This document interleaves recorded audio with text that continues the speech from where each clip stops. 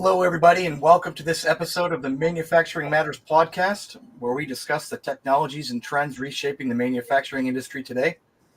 My colleague Winn Hardin and I have the pleasure of being joined by Ron Lowe and Pier-Luc Tardif of Airy3D. Guys, thanks so much for being here. Really appreciate it. Hey, thanks for Great having me. to have you guys have us on this show. We're really looking forward to today. Awesome. Yeah, our pleasure. Yeah, so I'll kick it off by asking, for those who don't know, tell us a little bit about Airy3D and what you guys do there. Well, Airy3D is fundamentally an IP and software company. We're a startup. We're a Montreal-based startup. 2015 is when we started. We're kind of at the forefront of next generation 3D sensing technology. So we basically allow CMOS image sensors to have the additional functionality of 3D through our specific manufacturing process that we provide, which is an optical encoder, the Depth IQ software stack on top of that. So it's a really cost-effective, good solution for a problem or for a challenge in 2D, applying 3D in that scope. Yeah, so one topic that comes up a lot is ease of use. So how does Airy3D make 3D imaging systems easier to integrate and deploy?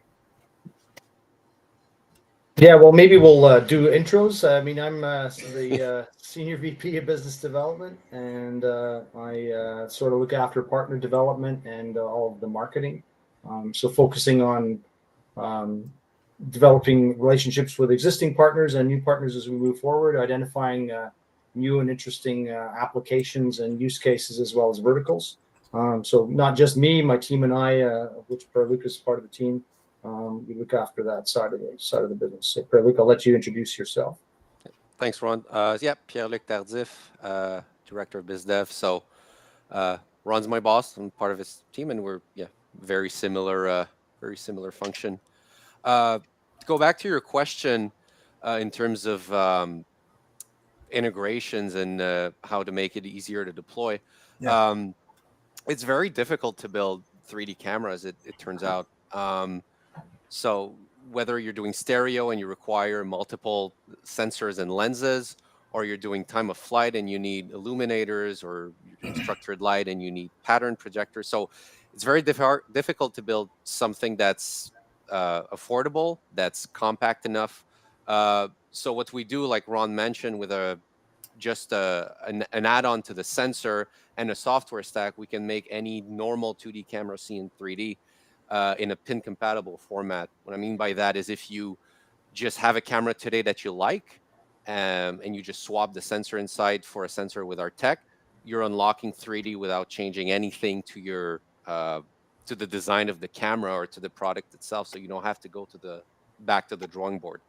So I think in terms of ease of deployment, that's really a big deal, right? You don't have to go back to the drawing board and add an illuminator or add another other lens or other camera. So it really makes things easier. One machine vision customer actually called it retrofitting with additional features. And I kind of like the resonance of that, because really what we're doing is you're taking existing built technology that you're using, maybe you're used to, maybe you're already have implemented, done all of training, maybe already have it deployed in the field. And now the additional element of 3D is a really interesting add. And you don't want to rewrite the book or completely start from scratch. So that's a really compelling way of adding added functionality without completely, like I said, starting from scratch. And again, this is external to the camera housing itself, right? It's not a gradient that's applied directly to the sensor, correct? So it is actually the sensor that changes. So Pier-Luc, I'll let you go. Yeah, so it's a very thin layer that's placed directly on top of the sensor, on top of the micro lenses, and it's done at the tail end of the wafer manufacturing process. So you can almost think of it as a packaging option. Before you send the package, and you can choose to add the layer or not. And there's we fit it to the sensor, so there's no change in design that needs to be done to the sensor. So it's a very standard process that is very well known to those sensor maker guys. So is this done in sensor assembly during the packaging step, or is this done at the die level? It's on the wafer. On the wafer. Okay. Right. Okay. Like a specialized coating. And that gets back to an earlier question I was going to ask you, Ron, who it's great to see you. We've known each other for so long. It's good to be able. But you were talking about partnerships as your primary go to market. And I was and you mentioned you're primarily an IP company, right? So and we're getting a little bit of feedback from somewhere. I'm not sure where that's coming from, but so Ron, tell us a little bit. So if people are interested in using your technology, you're mainly working with and you're selling to the primary sensor makers out there, correct? Yeah, so fundamentally, we're working with partners. We have two partners today, Teledyne E2V and ST that we've partnered with. These are CIS manufacturer or CMOS image sensor manufacturers that are in the marketplace serving markets. They've identified our technology as being really an interesting add to their portfolios to be able to address those markets, but provide, like we said, the additional functionality of 3D. Right. And the Teledyne E2V partnership, that was relatively recently announced. Is that correct? Relatively recent. We've actually got a product out into the market, Topaz 5D, and it's doing very well. Acceptance in the market's high. A lot of interest in different types of verticals. This show is fundamentally focused on machine vision, and I think that's an area that we really think is great fertile ground for this particular technology as people sort of explore past the basics of 2D camera technology and start to see use cases where 3D could really make a difference. But they're also well entrenched in other markets like medical. They are doing things in robotics and other areas. And then we also have other verticals like consumer and on automotive, which are also served somewhat by our partners. So, we are kind of addressing a lot of markets. It's a lot because it's wide. But I think what people are finding is that 3D is starting to be a necessity in a lot more use cases than maybe they initially thought. Yeah, Ron, on that note, like one question that I wanted to ask you is that I've just been thinking about lately, and in the context of Airy3D, I think it makes sense to ask, like, do you think 3D imaging has finally come of age? Right, for so long, it's a well-established, well-indicated technology with a large application base, but is 3D now democratized? You know what I mean? Yeah, I think in certain industries, 3D was something that was well known. I mean, stereoscopic cameras were well implemented in certain markets like AMR and AGV. But I think what we found now is that 3D's kind of matured, and the fundamental challenges from certain types of 3D depth is not addressing all of the areas that have come up, whether that be shiny surfaces, or there's areas where you might have some challenges with dead spots or reflections.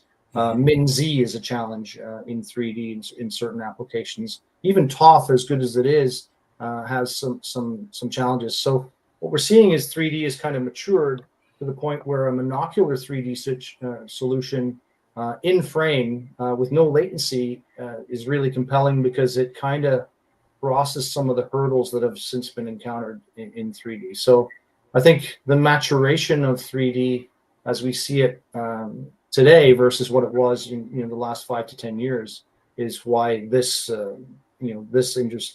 technology is so compelling for a lot of people.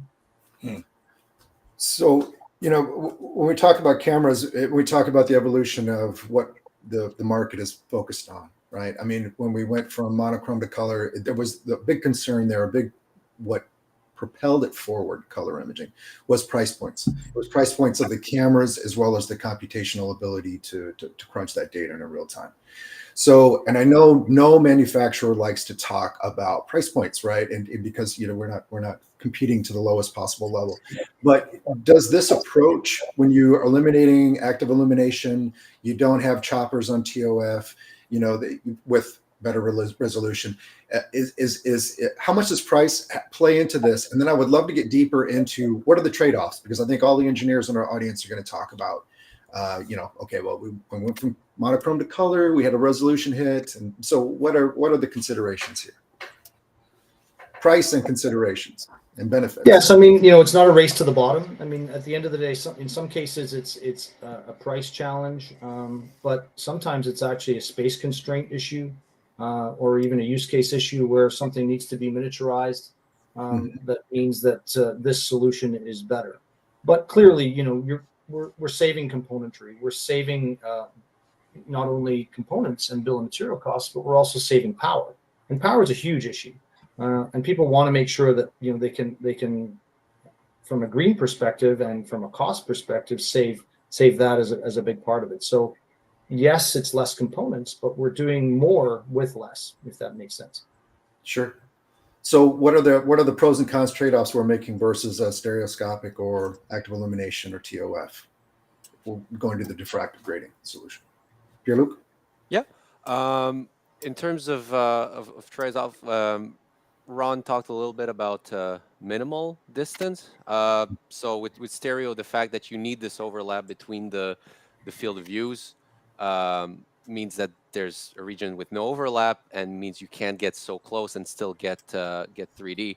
Right. Seeing everything from one reference point means you don't have that issue. So if you're thinking, any AMR that needs to get close to something, just to give you an example, like if you have like a robot lawnmower, those things will have a very big buffer zones to whatever they see, because if they get too close, they start being blind. So you can't get you can't get your grass cut like 2 inches from the wall. So that's an issue we That's what weed whackers are for, Pier-Luc. Okay. Was that who has time for that? That's the funnest part, mowing your lawn, because you just get to get your aggression out, just whack things down.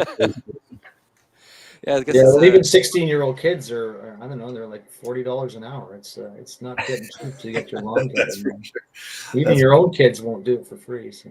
Yeah, no, they're driving nice cars too, actually. So respect. We all had more money when we were that age, but not to digress. So, Pier-Luc, what are the other trade-offs we're talking about? So, proximity, standoff. Yeah, Ron did a good job at outlining a few of them. Space is a big thing. It's very hard to build a very small baseline stereo system.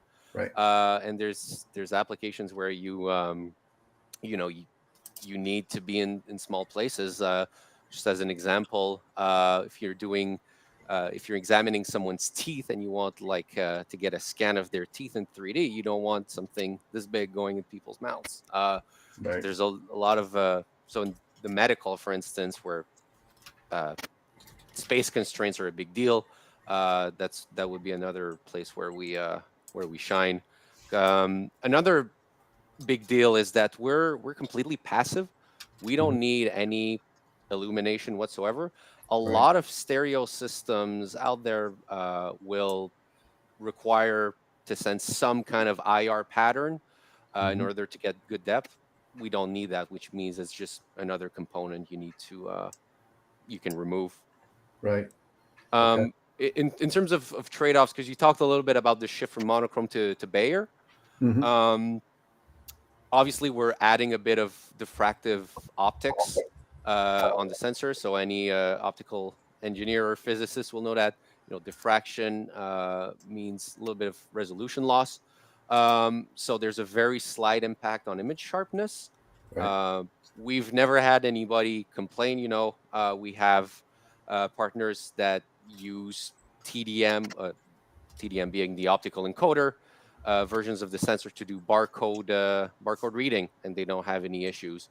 In terms of the resolution of the sensor you're getting, there's no loss there. What I mean by that is, if you have a 2 megapixel sensor, you'll still get a 2 megapixel raw image and a 2 megapixel image after your ISP. So it's not like something like quad Bayer, where you need, basically, if you have a 50 megapixel quad Bayer image, you're getting a 12.5 megapixel image at the end of your ISP. We don't have that downsampling effect. But yes, there is a small loss to image sharpness. If you're talking MTF 50, if we really want to get into weeds, you're talking maybe 5%, which is really not a big deal. Same goes for the quantity of light that gets to the pixel. I was just going to ask if photonic QE got affected. Again, you're talking maybe a 5% loss. So it Cool. boils down to do the benefits outweigh the trade-offs, and you're getting 3D for a very slight loss of MTF. So to us, it's a no-brainer that it brings a lot of value. Absolutely. And I actually have a follow-up question. Jimmy, go ahead, man. I've been hogging. Go ahead, bro. No, it's cool. It's kind of a direct follow-on to what you were talking about, Pier-Luc. So, like, with value props, benefits like space and cost in mind, right? What are some of the other applications where you've either seen your technology deployed and where you could see it adding value? And I know you've mentioned some already, but I just wanted to go a little deeper on that. And that's where I wanted to go too. So just let me add, because it sounds like we're talking about a lot of embedded applications, right? Not your traditional in-factory machine vision applications, although obviously the technology would apply. Yeah, there is some there, but yeah, there's just a lot of verticals. Automotive is really a big deal for us. We're talking autonomous primarily as opposed to assembly in this particular case, correct? Like actually both. So we're actually in the manufacturing side of it as well, and the robotics side. I guess you would really classify that. I mean, it's robotics automotive. Right. But really what we're talking about in automotive is sort of in-cabin applications and out-cabin applications. Right. Okay. And the 3D being critical for pick and place and other robotics. So that's why vision guided robotics is such a key component. 3D vision is almost always needed in that, right? For sure. And about pick and place in a lot of these applications with robot arms, what you'll see is you'll have your area where the the arm works, and you'll have a structured light sensor on the ceiling that looks down and looks at what the robot's doing. But if you have something that's a 2D camera the size of my thumb that you can make see in 3D, well, all of a sudden you don't need that on the ceiling. You can have it on the tooling of the robot, so it can go very, very close to the objects and see in 3D. So yeah, again, space is having something that's compact means you can put it at the end of the tool. The acronym EOAT, or end of arm tooling, is really interesting for this kind of application, especially when you're getting close to objects that really are challenged with either the machinery in its own way, or where you need to have some sort of level of real sensitivity to be able to get something close to something. As we start to, like I said, in machine vision, expand the use cases to the more difficult stuff. I'd like to say that maybe the easy stuff's been not done, but I think it's been covered. And I think now what people are saying is like, okay, well, it can do that. How about this? Can I add this level of functionality within my industrial setup? Can I add that to it, or can I do that? Or what's maybe even more interesting is that you have one tool that maybe does multiple things. So not robot per task, but one robot per multiple tasks. Multiple regions of interest. Yeah. I mean, you could just see where that occlusion factor, the lack thereof, becomes so critical. If you're doing any kind of gauging of milled pieces or parts, if it's end of arm tooling, and you don't have to carry all that weight, which then adds the cycle time, all this, you can pick exactly the perspective you want. And especially if we're leveraging software packages either on the robot or the vision side that are using AI to optimize that perspective and location for a particular measurement or ROI. And I think you would agree that's one of the trends we're seeing over and over in machine vision, right? Is you don't have one robot per task anymore. It's, I've seen with hundreds literally of inspection places on server towers or other large components. Even engine compartments might have 10, 20, 30 different inspection areas. Right. And we haven't really talked about compute yet, and we can. But the other element is that we're compute light, but also we can be customized compute. And what I mean by that is that if you want to run the 2D at 30 frames per second, well, you don't need to run the 3D at 30 frames per second. It can be a lot less. It can be 1 frame per second if that's the requirement for the use case that you need. It can almost be turned off and turned on when you need it. It can even be almost alerted.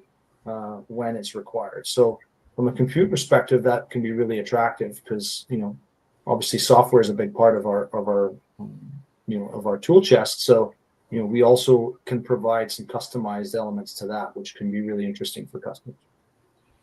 Is that so? When you're providing, it's not just a coding, right? You're doing either an FPGA or some other computational element as part of the solution. How does, or did you work with the camera maker or the customer, if it's going to be in for an embedded solution, to kind of help them identify what the computational elements requirements are? How does that play out? So we're very agnostic when it comes to the platform. We don't design that. We do provide the software stack that goes, because basically the optical encoder adds information into the image, and then Depth IQ takes that information and converts it into 3D. So what we're doing with our partners is getting a pulse on what SoCs are attractive out there, and then we port our algorithms onto those platforms, so we can offer a buffet of systems on which our algorithms can be deployed. Right. So yeah, FPGA, GPU, NPU. I mean, there's really no system that we cannot run on. I mean, there are some constraints certainly in some of the smaller sized, Raspberry Pi sized type solutions would be challenging, but that's no different than any other vision system. But I think there is, like Pier-Luc says, we're agnostic, and we are always continually improving the capability of the IP. So we're becoming lighter and lighter as we move forward, as we advance our technology. So it's not a heavy piece of software. Okay. And you mentioned before our call that we're across a lot of different RGB as well, but also IR to a certain extent in terms of effectiveness, ability to extract 3D. So I mean, am I correct in saying that you can help a camera maker basically make a monochrome high resolution camera with lower processing? You could be color. The same camera could be color, 3D, and monochrome depending on exactly what they're shooting at that moment, or what the needs are of the application. Is that a fair statement? Yeah, absolutely. I mean, the rule of thumb is if the sensor can see it, we'll get depth from it. So as long as the QE of the pixel in IR is sufficient, we'll be able to get depth from it. No problem. Very cool. Yeah. So yeah, backside illuminated, front side illuminated, global shutter, rolling shutter. Yeah. We haven't actually come across a sensor that has been made that hasn't been able to be 3D enabled. So I think that's interesting for us as we move forward, because I think our manufacturing process is outside of the inner workings of it. So it's icing on a cake, which really, I think, enables it and allows it to be used in a lot of different areas. There's some that frankly we haven't even come across yet. Shortwave infrared would be interesting. There's some other stuff that's out there that's yet to be developed with the CIS vendors, and we're always interested to see how 3D can add to the functionality. I was just wondering if this was silicon based, in terms of responsiveness to spectral responsiveness. But it sounds like if you're talking short, possibly long wave, then we're talking about in-gas, other potential sensor types could still leverage this technology. Is that correct? Could you optimize for a much broader spectrum, or is there any limitation? Well, we haven't come across one yet, so I guess the thing is we'd have to test it. But so far, so good. We're batting 1,000. Great. That's a call out to all the remote sensing and aerospace companies. So you guys can trip these guys up a little bit. That would be cool. Well, not that would be cool. Just we make sure we accept the challenge. Exactly. 110-mile-an-hour fastballs, I'm not so sure with it. Well, a little further to the ground in manufacturing processes and in other industrial processes, right? I could see how this ties into a theme that's popped up over the last couple of years, which is, flexible manufacturing or dynamic manufacturing or whatever in a logistics facility, right? Where the same camera could be doing high-speed barcode reading, or based on what's coming down the line, maybe 3D dimensioning. Yeah. So it just adds a lot of flexibility to these systems. And since the podcast is called Manufacturing Matters, I did want to ask about with some questions within the realm of the factory floor, right? As far as pain points that manufacturers today are facing, like beyond just the labor shortage, how can your technology and other machine vision technology out there help? I mean, with the advent of onshoring and the geopolitical situation, we're seeing a lot more manufacturing coming back to North America, or certainly the continent. I think there's an investment that's coming back into it to a certain extent. I mean, latest interest rate reductions as well has meant that capital expenditure is a thing that could maybe be looked at again as we see that manufacturing requirement grow. And I think there's some numbers that are out there. I can't cite any, but I know that manufacturing is starting to become a challenge because of labor shortages, as you mentioned, Jimmy. But I think smarter and autonomous systems allow you to be more efficient. And if you can widen the scope and capability of these systems to do more things, you increase your efficiency yet again. So now all of a sudden you become much more cost effective, and your manufacturing costs, while being in North America, can compete globally. So I think that's really interesting. Also, when you talk about safety and precision, these are elements that get added to the arsenal of being able to be enhanced by 3D. And so now you have, worker security, worker safety. You've got maybe longevity of certain people in certain types of jobs that are enhanced because they can work longer in terms of their lifespan, because the hard part of the work is taken away from robotics, from a robotics use case. So I think that all adds to it. There's government funding as well. The CHIPS Act and other government funding is starting to fuel technology advances within the marketplace, and that is only also going to fuel more CIS manufacturers to look and broaden their product portfolio, and that's also interesting. So I think that's a big convoluted answer, but frankly, there's a lot of elements that I think that are at play, which all feed into the ability that I think those pain points are starting to become less and less. I mean, don't get me wrong, there are still pain points, of course, but I think we're starting to see areas where technology can really address some of them. If it was always easy, right, life would be boring. I'm sorry, what were we going to say, Pierre? Oh, I was going to say one thing I would like to add is I think in terms of automation, we're already quite good at environments that are very deterministic, production lines that always stay the same. Mm-hmm. But if you're making machines smarter with AI and now 3D vision, you can deploy in environments that are not deterministic, that change from day to day, that have people moving around. So all of a sudden you're not pigeonholed into these very rigid places that never change, and you can basically just make machines smarter. And kind of the definition of that whole embedded application space that I think is going to probably be such an important part of Airy3D's development. I would assume. Ron, you bring up a really interesting point that I have to follow up on. You mentioned the CHIPS Act, and we think about this and the implication from traditional semiconductor computational elements. But how is this going to impact CIS here in the U.S.? I mean, so TSMC is obviously one of the manufacturers of semiconductors that's building large-scale semiconductor plants in the U.S., but that's going to filter down into other nodes. So CIS sensors don't need 3 nanometer, 5 nanometer capable nodes, but there is still a huge demand for 40 nanometer and 30 and below. Sure. And those will get freed up, I think, by the fact that you've got larger facilities, more facilities globally, covering some of that requirement and some of that allocation. So I would think that the CHIPS Act is only going to enable and help other people that are in that marketplace that are manufacturing. We know that Samsung is getting funding. Sony's doing some joint funding.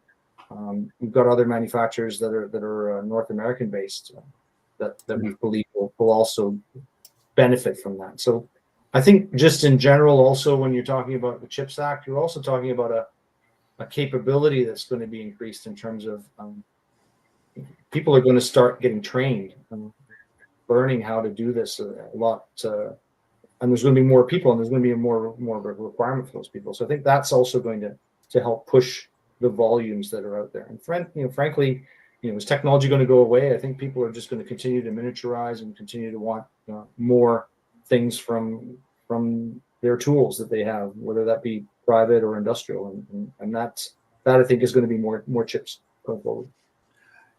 Yeah, it's hard to imagine where chip demand somehow plateaus. It doesn't seem like the future I know of, unless there's some sort of biological computing element where it can start growing itself. But that's beyond my scope. So I think that's a very safe statement. And this type of technology, I think, is critical to that in terms of, some of the earlier trends you were talking about earlier, when we're talking about general labor, where we've got anywhere from 13 to 20 to 25% gaps in assemblers, machinists, other key components, right? So automation is as we like to say, is never taking jobs. What it's doing is it's making existing operations more efficient, which inevitably allows people to hire more people and take on more capacity. The companies that adopt this technology are the winners. And their employees are the winners too, without question.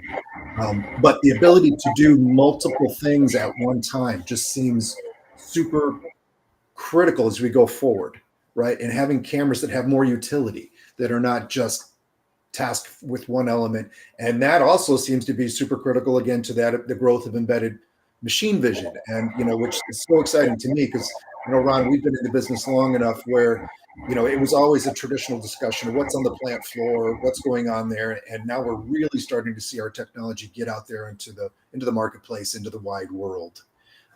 So that excites me as someone who's been around watching this for a while.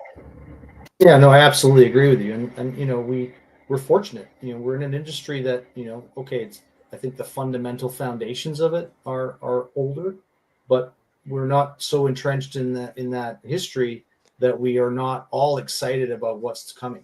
And I think the future certainly of 3D sensing is huge, and that's why it's such an interesting field to be involved with, because machine vision is changing rapidly, and I think that's an exciting journey to be part of. Right. Beautiful.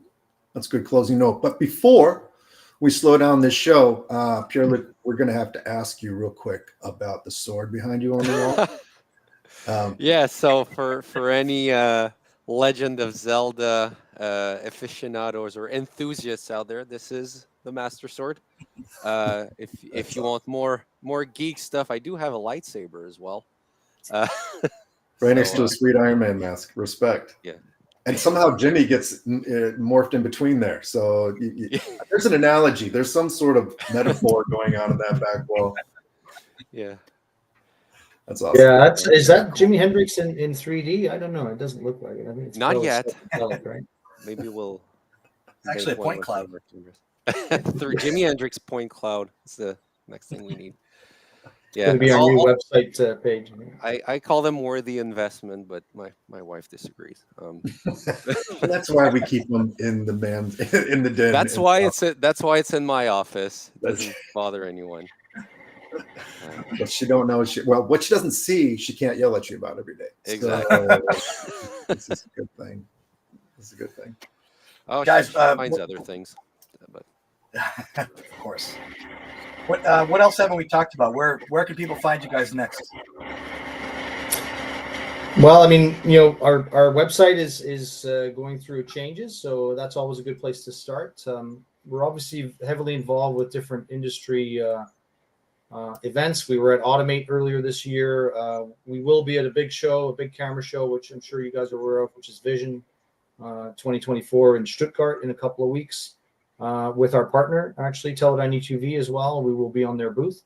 So we're everywhere we think we need to be, but it's a large marketplace. But we think we challenge a lot of areas by providing a technology that really fills in gaps. So we feel if you want to talk to us, please reach out. We're happy to talk to people that have challenging scenarios within what they're planning to do, and we like to be challenged also. So I mean, we don't have all the answers, but we do have an awful lot of smart people in our company, which is great. Myself excluded. So it's good to have some people around us that can drive it forward, and that's what's exciting. Any visibility for Q1? Are you guys going to Photonics West? I could see you guys playing a nice position there. Anything else beyond Stuttgart?